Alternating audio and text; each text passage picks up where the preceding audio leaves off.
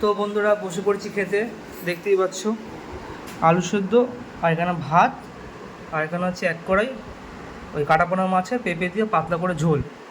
তো প্রথমেই এই আলু সেদ্ধ দিয়ে জিনিসটাকে মাখিয়ে এবারে খেতে হবে। এরকম মাখিয়ে ভাতের সাথে এরকম নিয়ে ঠিক এইভাবে খেতে হবে।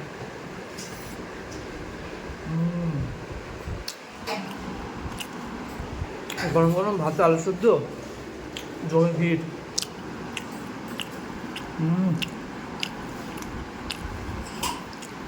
আমার ডাল খাওয়ানি মা? আজকে তো মাছের তরকারি খাবো।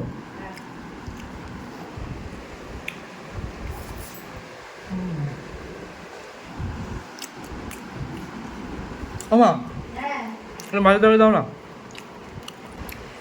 একটা বড় সাইজের কাটাপোনা মাছ, পেঁপে দাও, আলু দিও না।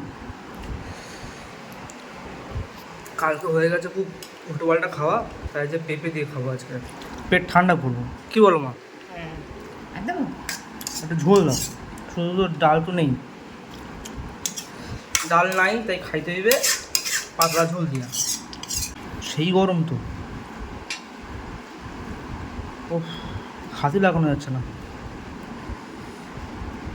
পেঁপেটা কোথায় মা? পেঁপে তো সেদ্ধ হয়েছে মা। হ্যাঁ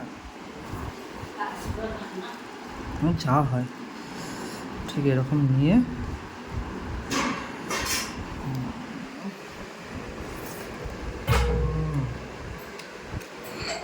পাতলা ঝোল কিন্তু খুবই টেস্টি।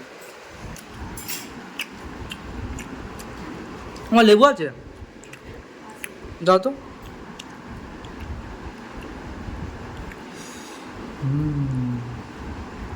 ফ্রেশ মাছ দেখতেই পাচ্ছ বন্ধুরা, ঠিক এরকম মাখিয়ে নেবো, একটু পেঁপে ভেঙে নেবো, নিয়ে পেঁপে দিয়ে জিনিসটাকে এইভাবে এবার খেতে হবে।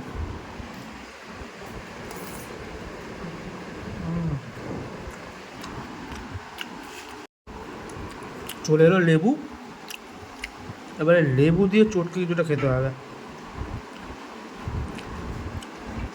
চটকে নিলাম, এবার একটা এক পিস আলু দিয়েছিল জবরদস্তি, ওই আলু আর এই যে এখানে যে মাছের যেই তেলটা আছে পেটির দিকে, এই তেলটা দিয়ে ভালো করে লেবু ভাত আর মাছ নিয়ে খেতে হবে।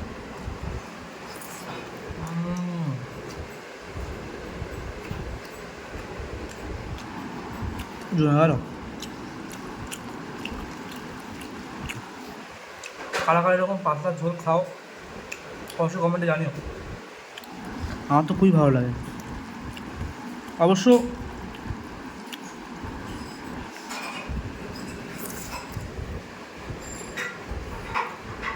আগের দিন উল্টোপাল্টা খাওয়ার পরে, নাহলে এমনি পেঁপে খুব একটা পছন্দ নয় আমার।